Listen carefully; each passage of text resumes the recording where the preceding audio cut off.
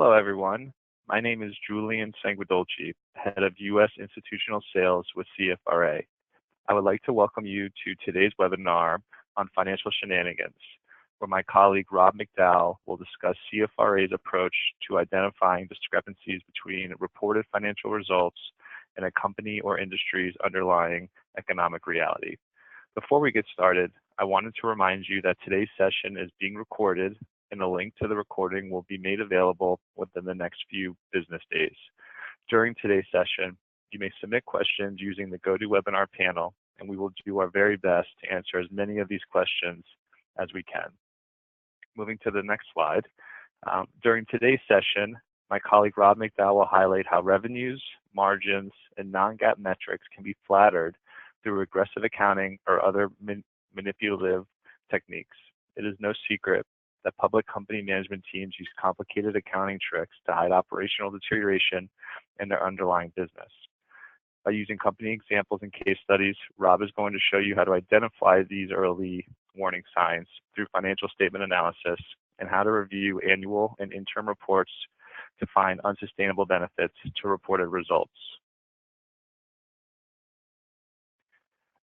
Just really quickly, for those of you who may not be familiar with CFRA, we were founded 25 years ago with the focus of identifying companies that are using accounting tricks to hide the underlying reality of their business. In 2006, we added on our Legal Edge product, which is focused on legal and regulatory research and identifying positive and negative implications, investment implications for companies based upon these outcomes. And then you'll see here in 2016, we acquired S&P's equity and fund research business, giving us a very broad range of research capabilities. Moving to the next slide, by having fundamental accounting and legal-based research, we're an independent research provider. You know, our mission is to help our clients mitigate risk, generate alpha, and our team of 75 analysts globally provide a knowledge base to help all of our clients make investment decisions from Asia Open Monday to U.S. close on Friday across all publicly traded markets and public investments. Moving to the next slide. Just to put on paper, our proactive research team provides both company-specific report that focuses on accounting-based research. Our legal team will do company and sector-based research. Both our accounting and legal team have a help desk that you can ask questions to. And then our bespoke team will do any custom research analysis, training, seminars of the like, in addition to our brand new industry surveys. Moving to the next slide. Lastly, as I mentioned here, we have a bespoke team, and you'll be seeing a small sliver of one of our training modules today. But our proactive research team, our data team, and the third portion of our internal research team, our advisory group, is available to help our clients make sense of changing accounting standards, custom research requests, and of course, educating our clients on the ever-changing accounting landscape. Just to back up kind of our research methodology, you can see here sort of over since 2005 for North America, 2007 for Europe, and 2012 for Asia. Our research methodology has been pretty consistent in identifying companies that are not presenting the true economic reality of their business. And that's over long time horizons, different interest rate periods, different political regimes, where we've been consistent at identifying these companies, which is why our clients trust us and work with CFRA. If we can go to the next slide, I would just like to now introduce my colleague, Rob McDowell. For those of you who don't know, Rob is a senior analyst on CFRA's forensic accounting and research team, focusing on European industrials. This is Rob's fourth year with the firm, and prior to joining the European research team, Rob spent a couple years working on the CFRA's bespoke research team, focusing on custom research projects for our clients. Before coming to CFRA, Rob worked in a public accounting as an auditor, so we're very well versed in the accounting games that public companies play. So with that, I will turn it over to you, Rob. Thanks, Julian. Good morning and afternoon, everyone. So the four areas that CFRA looks for, our issues tend to fall into these four broad categories that you see here in terms of aggressive revenue recognition, earnings quality issues, cash flow, and corporate governance. Today we'll be focusing on the first two issues and a little bit of corporate governance with regards to non-GAAP metrics. This is sort of a condensed version of the Financial Shenanigans seminar that we normally do, but we also offer seminars on cash flow, non-GAAP metrics, and a variety of other topics as well. So starting with revenue, revenue is probably the most important line item of the financial statements. It affects everything on the income statement, and it's definitely an area of emphasis for us because if we can identify companies where the underlying growth rate is less than the market perceives, it can have a significant impact on the company's valuation. It's also impactful in terms of volume and margins. So sometimes companies might have poor earnings quality, but if they can outgrow the issue on the top line, they might be able to mitigate some of that margin pressure.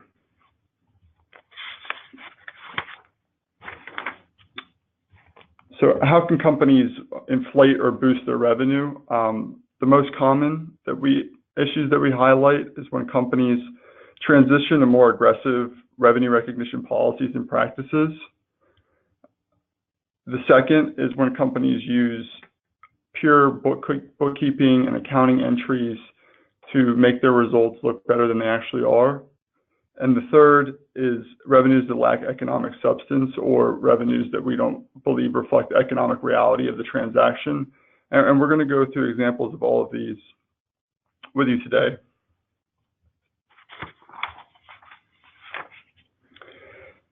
And so when we look for companies that are potentially getting a boost to their revenue, we look at this from a quantitative and qualitative standpoint. And one of the big areas of emphasis for us quantitatively is on the working capital and those accounts that are driven by revenue, which is receivables and deferred revenue balances. And so one of the first items I screen for every quarter are companies that have rising receivables relative to the amount of revenue they're recognizing. And unbilled and long-term receivables are typically especially problematic because of the speculative nature that the revenues or the amount of judgment that goes into recognizing those revenues. Those two categories are probably a bigger area of focus for us. And likewise, in addition, when we're looking at the receivables, we're also looking at deferred revenue at the same time, sort of on a net basis. So if a customer is prepaying, you'll have a deferred revenue balance. And so we think it's important to give companies credit for that when you're looking at the receivables. And so we'll look at deferred revenue like we do with receivables in day sales terms, but we'll also look at deferred revenue relative to forward revenue expectations.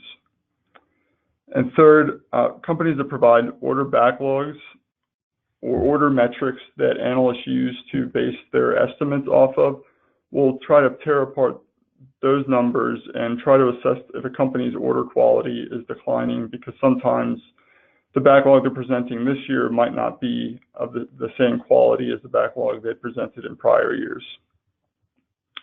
And lastly, when we can't identify companies quantitatively through traditional screening in Excel, we'll also use overlays and text searches of companies' filings to identify companies that may be changing the revenue recognition policy. So a company may go from recognizing revenue on a gross or principal basis to a net basis, thereby inflating their reported revenue growth, but not changing the underlying operating profit impact. And so those text searches are a good second step for us in terms of identifying companies where quantitative screening might not be as successful.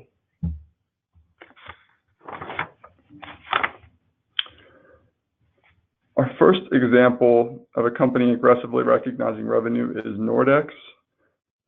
For those of you that aren't familiar, Nordex is a German wind turbine manufacturer, and it's a name I covered in 2016, and it's a great example of one of the key areas of focus for us, which is percentage of completion accounting.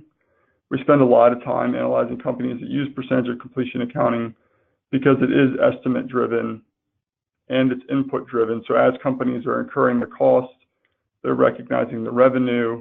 And so management has a lot of discretion regarding the timing of that revenue recognition. And oftentimes when we see companies with rising receivables and declining deferred revenue at these type of companies that use percentage of completion accounting, it's a very reliable leading indicator of future revenue weakness.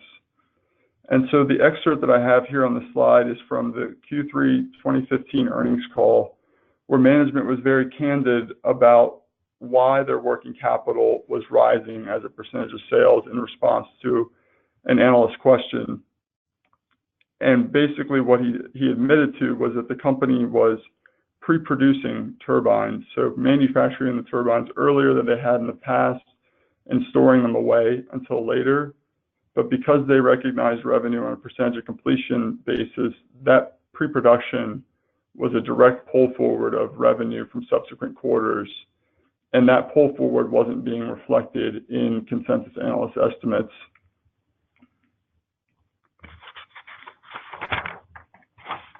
And as a result, you see from the table that receivables as measured in days sales outstanding began to rise, driven by the higher unbilled receivables, and deferred revenue, or the customer advances relative to revenue, began to fall. And on a net basis, the level went from a net liability position of 21 days to a net asset position of 26 days from June 15 to June 16. And if we also looked at another leading indicator was if you looked at the deferred revenue or the prepayments from customers as a percentage of the company's order backlog, that also began to fall. And so when Nordex was being aggressive recognizing revenue, they had two options. They could either book the receivable or they could draw down the prepayment or the deferred revenue liability that the customer had paid them to recognize the revenue. And so that's why we look at receivables and deferred revenue on a net basis.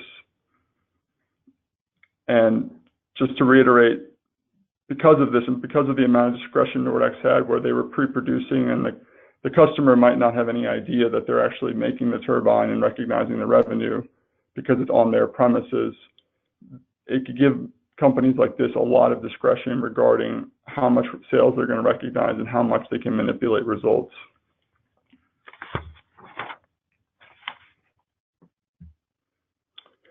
So in addition to companies pulling forward revenue under percentage of completion accounting by incurring costs and recognizing and pre-producing by recognizing revenues early, unbilled receivables can also be indicative of project disputes or project execution issues.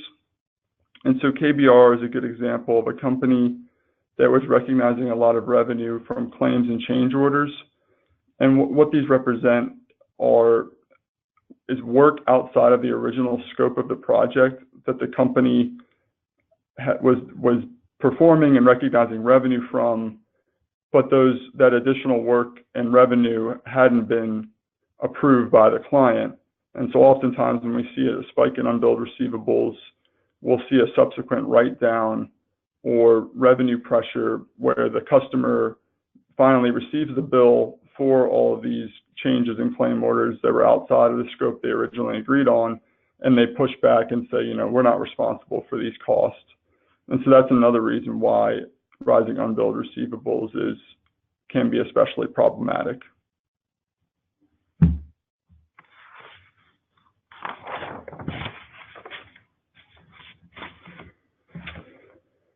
So moving on to long-term receivables, I mentioned in the beginning that unbilled and long-term receivables can be especially problematic because of the amount of discretion that companies have. And the reason why long-term receivables require a lot of discretion is because it represents revenues that the company doesn't expect to collect cash on for at least a year. And because it's beyond 1 year, there's discounting assumptions where the company's present valuing the receivable. And there are a number of other inputs, but just because of the amount of time it's going to take them to collect, it also makes the revenue potentially lower quality or more speculative. And so Dixon's Car Phone was a retailer of cell phones, and as the customer would use the cell phones, they would earn certain commissions on the customer's use from the carriers. But to come up with their estimate of how much those commissions were going to be, they had a model that had a dozen different inputs and assumptions to forecast that revenue that they were recognizing as sales. Today, it's categorized as a level 3 asset, which is the level that requires the most assumptions and inputs, whereas level 1 obviously is a quoted market price for an asset. And so what we saw was the long-term receivables from these commissions was rising much faster than the related revenue. And the long-term receivables are up by 41% in the first half of fiscal 2017. And so what that indicated to us was that the company might be more aggressive with their input assumptions or the discount rate that they were using for the long-term receivables, and that was providing an unsustainable benefit to revenue growth.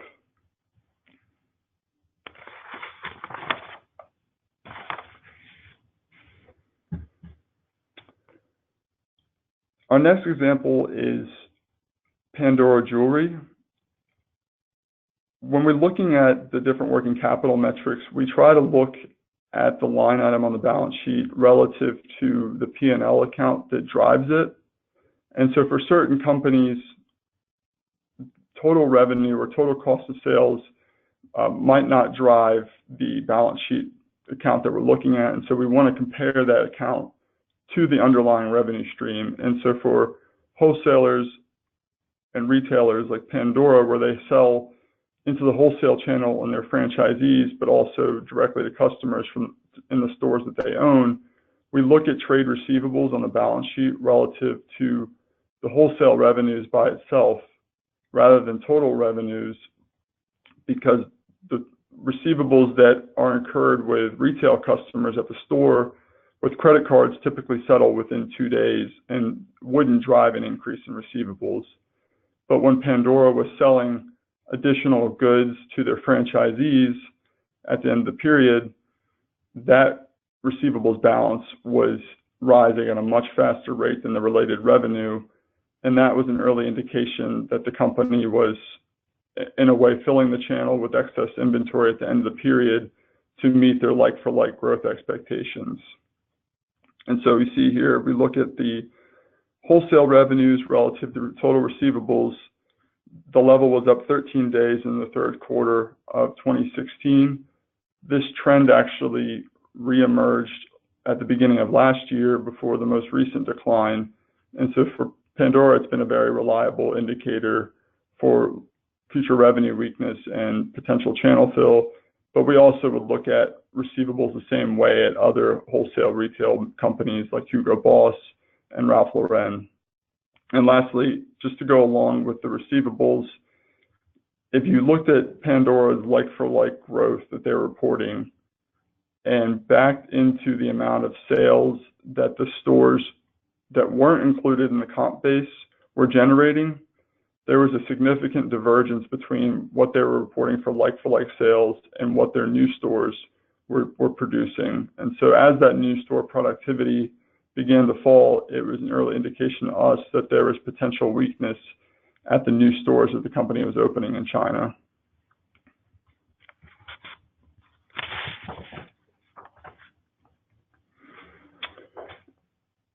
Sometimes when we're looking for working capital issues or different quantitative metrics, it can be masked through a variety of techniques. And so just looking at the separation of cash flow and earnings might not detect all of the issues that we're looking for. And one of the reasons for that is things like receivables factoring, where a company will sell away their receivables to receive cash earlier. And a lot of times we'll find companies that are extending their payment terms to their customers. So instead of the customer paying them in 60 days, they're paying them in 90.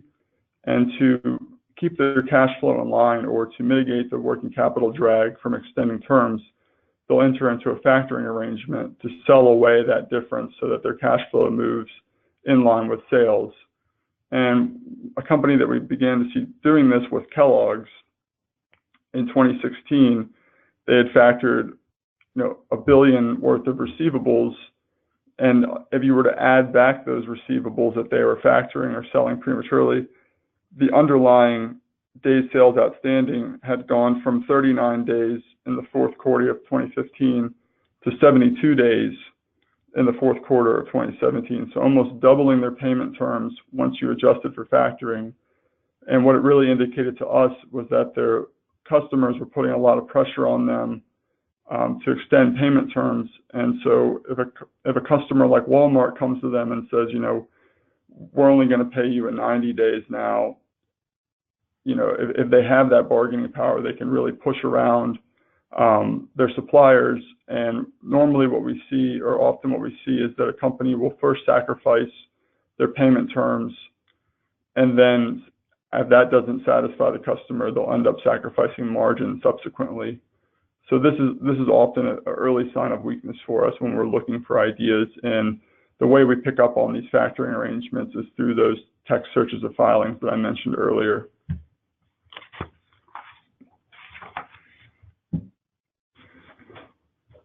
So in our examples so far, we've been focusing on receivables, but as I mentioned in the beginning, we look at the receivables and deferred revenue on a net basis, or we tend to look at them on a net basis because declining deferred revenue can be just as concerning as rising receivables. And the reason we look at that is, sometimes companies will be more aggressive in terms of the timing of their revenue recognition, or they'll begin offering customers favorable prepayment terms.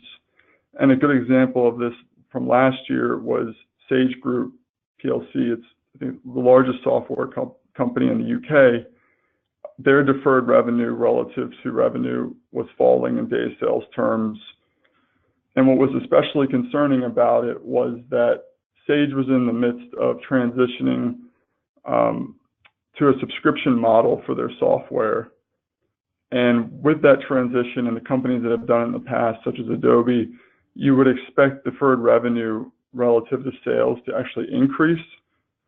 And initially it did. If you look at the table below, in the second half of fiscal 2016, days sales and deferred revenue climbed by 19 days as the company began the transition to the subscription model. But as you see subsequent to that, the trend went the opposite way. And what that signaled to us was that they were potentially being aggressive on their revenue recognition. And two of the things that they were doing was, one, they were offering customers training, free training as part of the contract. And because they were performing work while they gave the customers the training, they were able to recognize more revenue sooner, thereby flattering their results. And the other response that the company gave to us when we inquired about the declining deferred revenue was that they were requiring their customers to pay less upfront. And while those are both, while that's a good explanation, it doesn't mitigate our concern, because it insinuates that they're having to offer customers more favorable terms to entice demand, and that might provide an unsustainable benefit to revenue growth.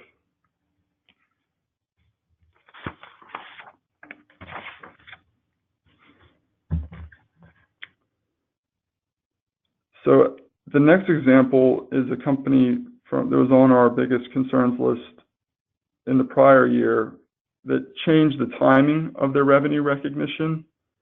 And so what I mentioned earlier in the presentation with regards to companies changing to more aggressive revenue recognition practices or policies, we'll sometimes see companies change that critical point in time when the performance obligation or when the timing of their revenue is now recognized. So a company might be going, if a company sells to a distributor, they might start recognizing revenue upon the sale to the distributor, whereas previously they were recognizing it when the distributor sold to the end customer. And Belden began recognizing revenue prematurely when they were shipping their products to a third-party logistics provider instead of when the products reached their customer destination. And in the fourth quarter, they missed on their revenue expectations by a significant amount, and management attributed the miss to a technical timing issue with GAAP. But what they failed to mention was that they actually had a material weakness in their internal controls related to these arrangements with the logistics providers, and that the revenue in the first 3 quarters of the year, the first 9 months of the year, was actually overstated. And so when they corrected the issue in Q4, probably when their auditor was in there, it created a much more challenging comparison period moving forward because investors were unaware that the first 9 months were overstated.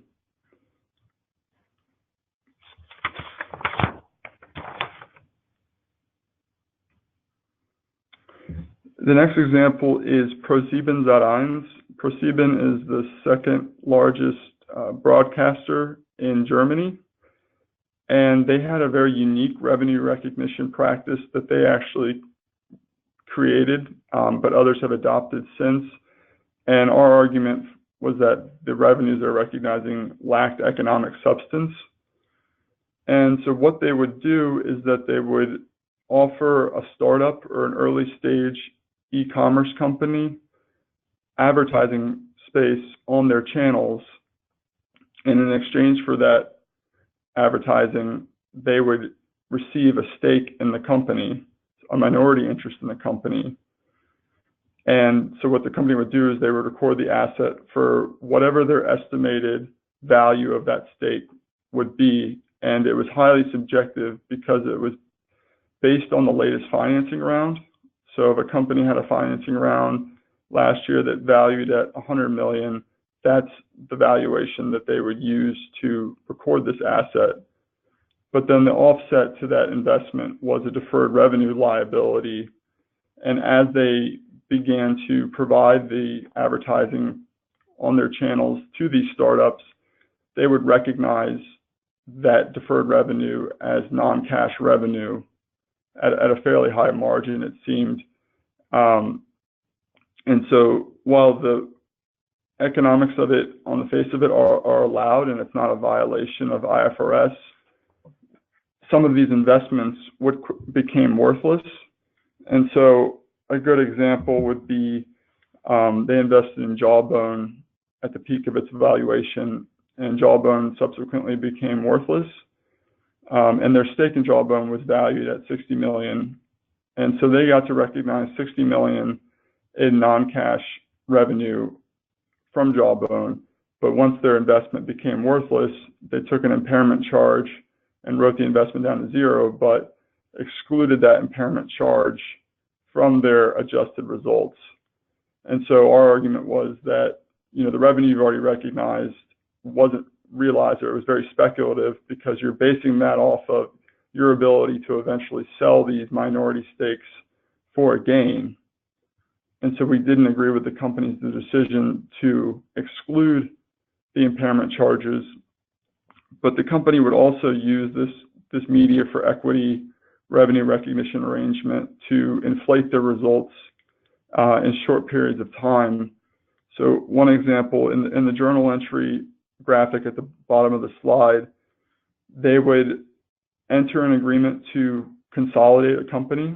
So they were going to purchase a majority stake in a company called eTraveli. But before the deal closed, in this 1 month stub period between the deal being announced and it eventually officially closing, they would increase the stake that they already had from 20% to 45%. So they still had a minority stake. And that 25% difference they would recognize as non-cash revenue in that pre-closing stub period, which we thought was very opportunistic of them to do.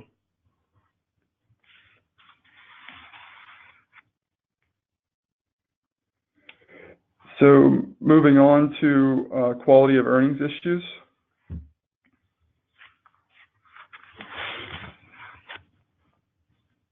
some of the margin and earnings quality concerns that we flag have a lot to do with companies using accounting rules and assumptions to flatter their results.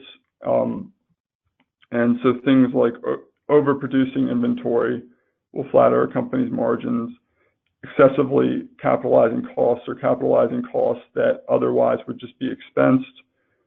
Lower discretionary expenses is a big area of emphasis for us because of the amount of discretion management can have. So things like the allowance for doubtful accounts, inventory obsolescence are very subjective. And when companies are stretching to meet numbers, they'll often use these accounts to help them do it. And then you also have lumpier items like non-recurring gains on sale, or for companies that use percentage of completion accounting, they'll use changes in contract estimates where they basically say, this contract's going to be more profitable than we originally anticipated. We're going to recognize the cumulative profits that we should have been recognizing all along at one point in time. And so it creates a very lumpy one-time boost to operating profit. And then acquisition accounting is a big area of focus. Companies that tend to be more acquisitive tend to carry more accounting risk and have ways to mask results that companies that are growing organically might not be able to do. And then finally, changes in fixed asset useful life assumptions. So how quickly is a company depreciating or amortizing their fixed assets? So our first inventory example is H&M. And the reason I chose H&M was that it's a great example of a retail apparel company that had aging inventory. And so the way we were able to detect this is that while inventory was rising in days sales terms, their trade payables were falling relative to inventory. And so what that indicates is that the goods they have currently are older than the goods they had in prior periods. And in retail apparel or seasonal retail apparel like H&M, it's especially problematic because of the seasonality of the business. You're carrying, for instance, winter gloves into the summer selling seasons, and you might not have room, or you're going to have to discount those older items, and that's going to pressure both your revenue and your gross margins.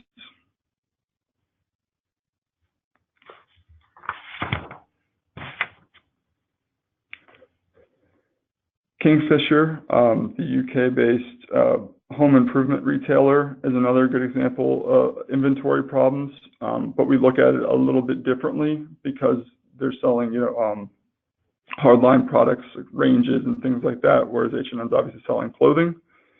And so we looked at Kingfisher's inventory per square foot in their stores, or just on a per store basis. That was rising significantly. And our concern was that the company is going to have to mark down these goods to make room for the new models or the new products that are coming in. And so it creates a similar but different type of problem for them as well.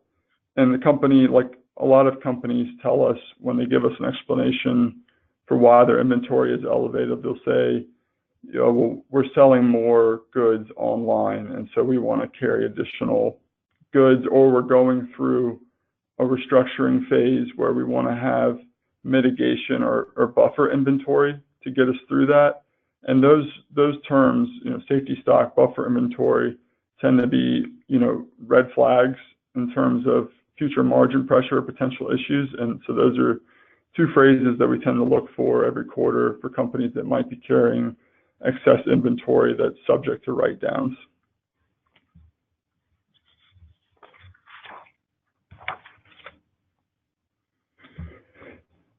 So, and then the third inventory example is Hanesbrands.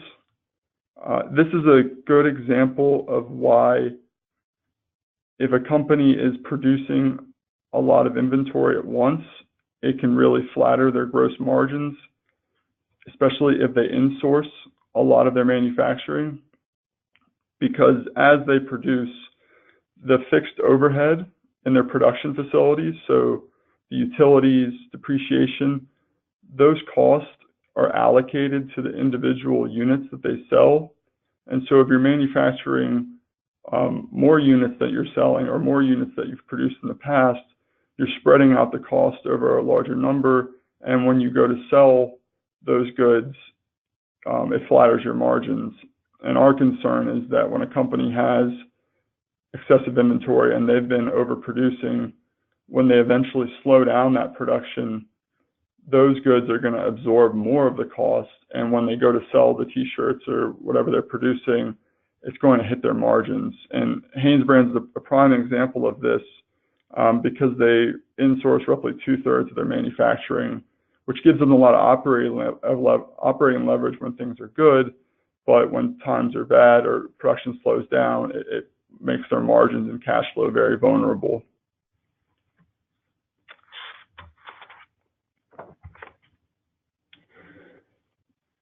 Moving on to discretionary expenses or reserve accounts. So there are a number of different reserves that companies have that are more or less material depending on what the company does. Some of the examples of these are revenue reserves, so reserves for returns and rebates, where the provision or the expense is recorded as a direct offset to revenue. And so if a company is aggressive on those assumptions, they can inflate both their profits and their revenue growth. An additional expense that I'll go through in greater detail later on is warranty expense. This is very subjective and it requires a lot of modeling and assumptions on the part of management. And so therefore, companies can often boost their gross margins by making aggressive assumptions. Pension accounting is a big area of emphasis for us because it's a long time length and different curtailments and changes in the company's assumptions can provide a very lumpy benefit to the company's earnings. Fourth, the allowance for doubtful accounts. We look at that relative to gross trade receivables to see if a company is under provisioning for bad debts. Similarly, we look at the inventory obsolescence reserves relative to gross inventory to see if the company is bleeding down those reserves and might have to increase them in subsequent periods. And I also mentioned earlier how companies can be aggressive with acquisition accounting, and a lot of times companies will establish reserves at the time they make an acquisition and then use that to pad their earnings subsequently.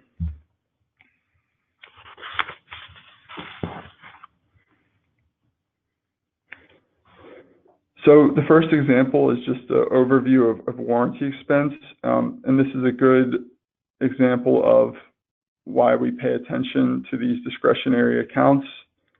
We actually produce a report every quarter in the US with every company that reports a meaningful amount of warranty expense. We track the expense relative to sales, and we also track the expense as a percentage of warranty claims or warranty service outlays. And warranty expense is driven by sales of new products. So if I sell a new product that has a 2-year warranty contract, I will recognize the expense when I sell the product. And because it's forward-looking and it's based on what the company is assuming the warranty claims or the failure rate will be of those products, it opens it up to a lot of discretion and modeling. And so oftentimes when we see a company with lower warranty expense for a long period of time, well, the response will be, well, our products, the quality of our products are improving, and therefore we expect there to be less warranty service outlays in the future, which might be true and can be a very valid explanation. But we also look at the expense relative to the amount of warranty claims or the amount they're spending to service the warranty contracts. And so if the expense is constantly lower than the amount of claims, it might indicate that what you're saying about your product quality improving isn't exactly holding true in terms of how much you're having to spend to service the warranties, and that at some point the non-recurring benefit to gross profit growth, because warranty expense is reflected in cost of sales, that benefit might taper and you might have to take a larger expense in subsequent periods.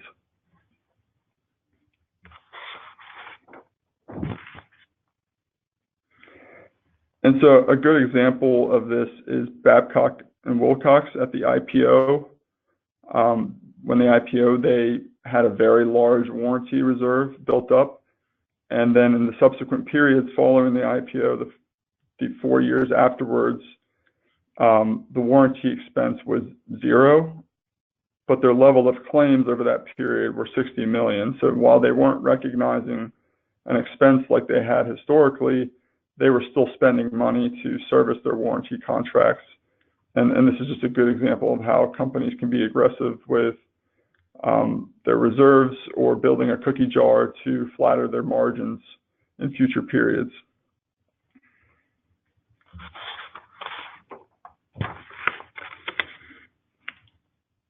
The next discretionary expense benefit that I wanted to highlight is on pension income. Technip-FMC had a number of earnings quality issues, but the pension gain that they recognize is a good example of the types of one-offs that we look for. And so in the fourth quarter of 2017, they decided to curtail their U.S. pension plan. The difference in the assumptions after they decided to curtail the gain allowed them to recognize a 27 million gain in just the fourth quarter of 2017, representing 73 bips of their margins. And that gain represents the difference in estimates based on how much they were forecasting they were going to have to pay to satisfy the pension obligations versus what they now believe they'll have to pay. And so it's very lumpy. And one of the pushbacks that I would have for recognizing such a large gain is that Technip is in the midst of a merger integration, and they're excluding a very high amount of restructuring costs or personnel-related costs and severances. And so my opinion was that if you're going to exclude those restructuring costs from your non-GAAP earnings or your adjusted earnings, you should also be excluding this one-time gain, or at least disclosing it to investors during the earnings call so that they can be made aware of it.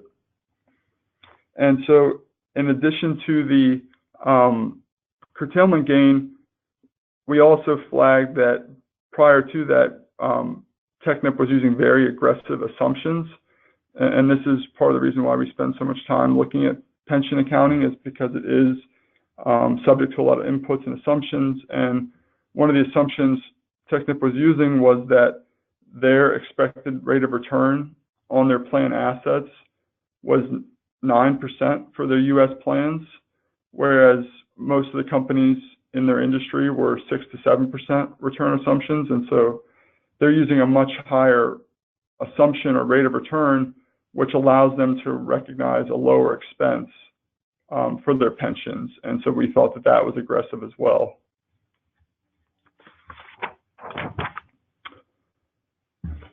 WPP was the world's largest ad agency at the time that we wrote our note. But they're noteworthy because they had very aggressive acquisition accounting, and it's been going on for a number of years, but it began to become more material in 2015. And one of the ways that they would use the acquisition accounting to flatter their results is that when they made an acquisition, they would create a large provision reserve on the balance sheet by debiting goodwill on the acquired company's balance sheet and crediting the reserve.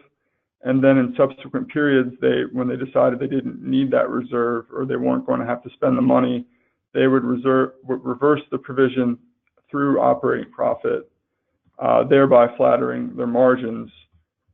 But the reason why it's aggressive is that that initial provision that you established never impacted the P&L.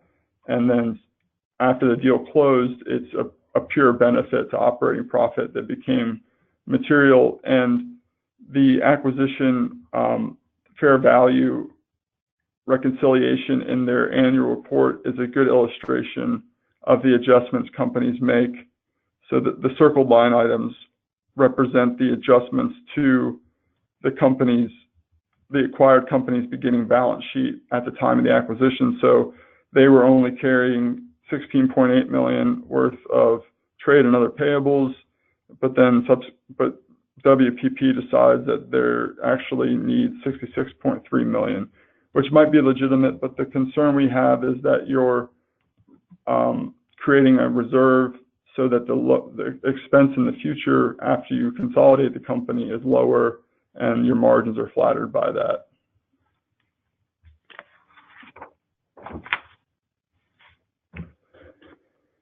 The next example is an example of a company using their useful life assumptions for their property, plant, and equipment to flatter their results. So companies depreciate their fixed assets or amortize their fixed assets over an estimated useful life, and that can be subjective because it's an estimate, and companies might assume a higher salvage value than they're actually going to realize once the asset's retired, or the asset might not be as useful for as long as they think it will be.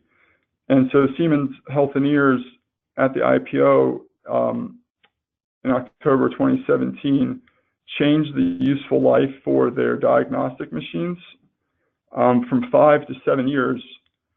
And because they lease these machines to customers, the lease payments are reflected as revenue, and the cost of sales on the transaction is actually the depreciation expense.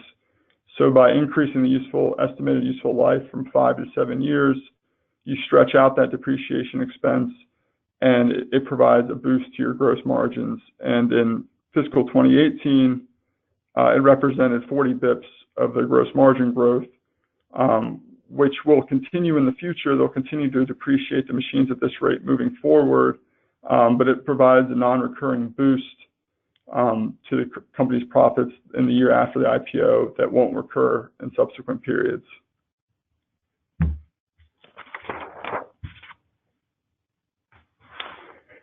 The next earnings quality example is earn-out reversals, or sometimes referred to as contingent consideration. So when a company makes an acquisition, they'll have the cash purchase price, and oftentimes they'll tack on an earn-out or a contingent amount of payment to the management of the company or the shareholders of the company, where they say, if you hit certain sales targets or other targets, we'll pay you additional consideration. But the accounting for it is kind of weird in that if a company doesn't hit that target, or the acquired company doesn't hit the milestone that you set for them, or they underperform, you reverse out that liability for the earn-out as a gain to operating profit. And so it's kind of backwards in that the company you just acquired didn't hit the targets that you set for them, so they're underperforming, but you're recognizing a gain because of that. And because the initial journal entry never impacted earnings, it provides a boost to your operating profit. The vast majority of companies will exclude these gains from their adjusted results, and the ones that don't, it tends to be fairly immaterial. But OSI Systems was an example of a company that was using these earn-outs to inflate their results every quarter. And in 2016, they represented 23% of the company's non-GAAP earnings. And in addition to this being a low-quality source of earnings, it indicates that the companies they're acquiring might be underperforming. But we also argue that if you're going to exclude acquisition-related costs from your non-GAAP earnings, you shouldn't be including these acquisition-related gains from the earn-out reversals. So it's an inconsistency that goes against the SEC's methodology for non-GAAP adjustments.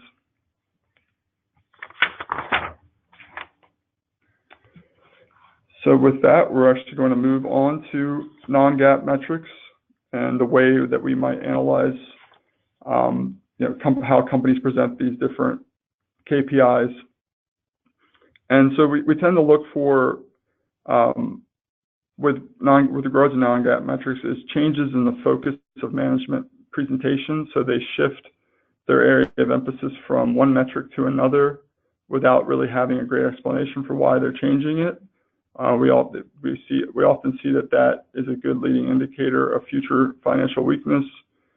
Sometimes companies will have non-traditional definitions of metrics or calculations that don't really reflect what the term or KPI is meant to, or they might change the definition and not alert investors with regards to the change and inflate that result.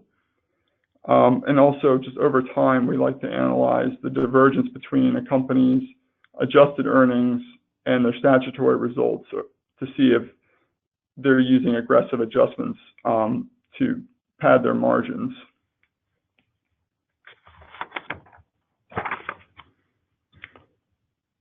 So First Solar is a good example of a company that investors placed a lot of emphasis on their non-GAAP metrics, but the quality of the number they were reporting was deteriorating, and in our opinion, it wasn't reflected in consensus expectations. So they would provide this project pipeline metric, which reflected basically a backlog of the amount of solar projects that they were going to recognize revenue from in upcoming periods. But we noticed that the majority of the project pipeline was shifting towards unsold projects or projects where they hadn't found a buyer or locked in the rate per megawatt.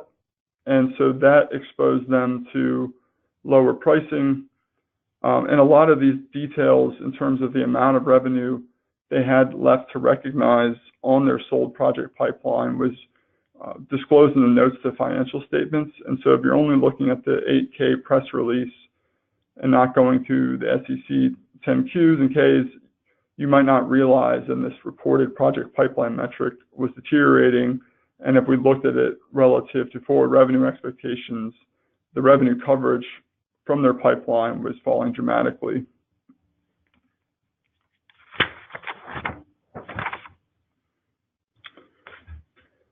The next example, Hain Celestial, is an example of a company where non-GAAP earnings tended to diverge from their statutory results over time, and they just used dozens of different estimates and excuses to exclude one-off costs from their adjusted results. Many of these items we would argue were normal recurring operating costs that shouldn't be excluded from adjusted results. So an example was that when they rebranded their flagship Hain Celestial teas and had to pay for the new packaging, they excluded that cost from their adjusted results and said it was a one-time item, which might be true. You might not rebrand your teas every year, but it's a normal cost, a recurring cost for a consumer packaged goods company, in our opinion, and shouldn't be excluded. And they would also exclude things for different breakdowns and fires, and we would push back and say that, if you were spending your CapEx appropriately or your repair and maintenance expense, your equipment wouldn't constantly be breaking down, and so you wouldn't have to adjust for these line items.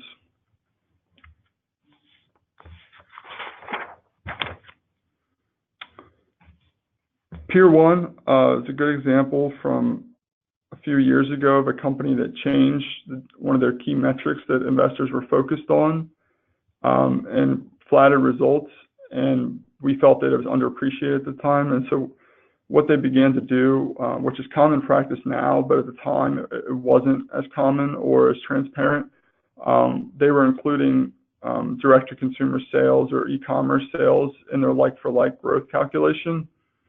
And like I mentioned, a lot of companies do this now when they calculate organic growth, but when they made the change, it wasn't clear to us that investors understood that, of their 4.7% organic or same-store sales growth, all of that was coming from e-commerce, and then if they were using the traditional metric that they'd used in prior years, their growth would have been zero.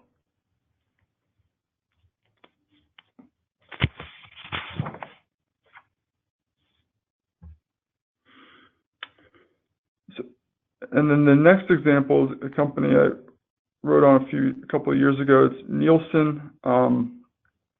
They had a unique way that they would calculate their adjusted earnings that we believed wasn't correct. because they had a lower cash tax rate than their GAAP effective rate, the company would use their cash taxes paid to calculate their non-GAAP EPS because they felt that that reflected their underlying profitability better. But the problem with that is that when you're adding back these large restructuring charges, if you're not tax affecting them or reducing them for the associated tax benefit, you're overstating your earnings because you get to deduct some of those restructuring costs for taxes, and the SEC says that if you're going to add it back, you need to show the tax benefit. And so they weren't doing that. And if you were going to compare them to a company that calculated their EPS correctly, their earnings would have been roughly 30% lower than reported. And eventually the SEC cracked down and said, you can't continue to do it this way. But they continue to give investors the pieces of information necessary to calculate their adjusted earnings on the prior methodology. Free cash flow was also a big area of emphasis for them, and we noticed that the company began factoring receivables when they had never done that before, and including cash inflows from disposals of PP&E in their free cash flow, thereby inflating the metric as well. And so on this slide, I'm just showing what their earnings would have been if you were calculating their taxes and non-GAAP EPS appropriately. And so if you were going to compare them to a peer on a PE multiple basis, instead of trading at 14 times at the end of 2016, it was more like 17 times.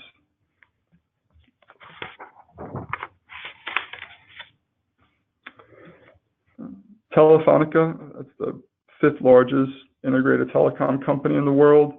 A name that I covered a couple of years ago, and we believe that their definition or the free cash flow that they're presenting to investors does not represent what most people would think of when they think of free cash flow. And part of the reason for this is that they would extend payment terms with their suppliers or vendors and treat that payable that they owed the vendor as debt and reclassify it to a financial liability. And then when they paid their vendors, that cash outflow went through financing activities instead of operating activities. And at one point, these payments represented almost 40% of the company's free cash flow. And so if you're looking at the company, you might say it has a really high free cash flow yield. But if you were including payments to their suppliers in financing activities, it would actually be much lower than reported. And our concern was that if investors think you're generating much more free cash flow than you really are, then you're not going to be able to pay down your debt the way that people expect. And so on this slide, I just show the breakout of where these outflows were classified. They refer to them as financed operating payments and investments in PP&E and intangible assets. So rather than the operating payments going through operating activities and the payments for PP&E going to investing activities, they both went through financing activities. And as you can see, they were almost $2 billion in 2016. And so if you were to include these payments at the time, you might think that the company was covering the dividend and able to pay down some of their debt organically, but once adjusted for this to compare their free cash flow to their peers, they actually had a dividend shortfall of roughly $1 billion. And the idea was that because of this, they weren't going to be able to pay down their debt organically because they weren't really generating any cash after dividends. And we felt that that was underappreciated because of the way they were presenting their free cash flow.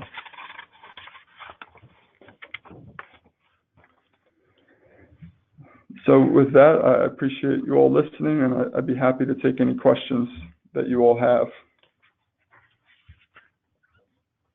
All right, Rob, that was a fantastic presentation. I know we're just at the just over the hour here, and we had a couple of questions come in, so we'll take these couple that we have here. Then we can always provide an email address to send any follow-up questions. The first, I would say, the two questions that came in, Rob, I'll just go one and right after the other. First question: which metrics from the presentation tend to have the most predictive value? And then the second question was, how does CFRA identify companies with risks that are harder to detect or screen for? Yeah, I think that the metrics that have the most predictive value that we highlighted in the presentation were the unbilled receivables for companies that use percentage of completion accounting. So companies that have project-oriented businesses or EPC type of businesses where they're recognizing the revenue on a cost-to-cost basis. Rising unbilled receivables relative to sales tends to have a lot of predictive value, and if you combine that with declining deferred revenue, it makes it even more challenging for the companies. And so I think that's the first thing I look for covering European industrials, or companies that have those trends. The second metric I'd highlight is just aging inventory in seasonal retail apparel like H&M. That metric has been pretty devastating when a company's purchases are falling or their payables are falling relative to inventory and they're sitting on older goods. You're carrying goods from one season to the next, and it can really snowball in companies and make it very difficult for them to correct. And so I'd say that metric also has a lot of predictive value. And third, the earn-out reversals that I highlighted from OSI systems have had a lot of predictive value because it shows you that some of their deals they've made and acquisitions are underperforming. But it also speaks to corporate governance if a company is going to include those gains and not talk about them. So historically, they've also been a key metric. And then your second question on how we identify companies that are harder to detect or screen for, I'm assuming you mean quantitatively. So we do a lot of qualitative or thematic research, and one tool that helps us identify companies that have issues that are hard to quantify or pull through Excel from the data providers is we'll do text searches of company filings.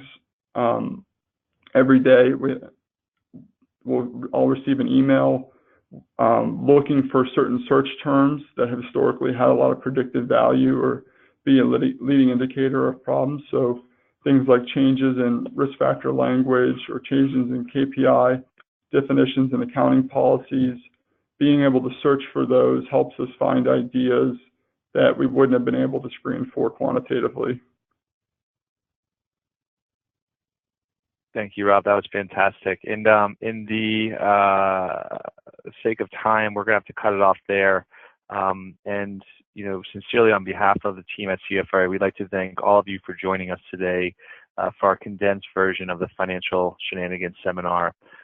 Just note, CFRA offers full and half-day forensic accounting training sessions and seminars that consistently get really strong feedback from asset managers and hedge funds globally.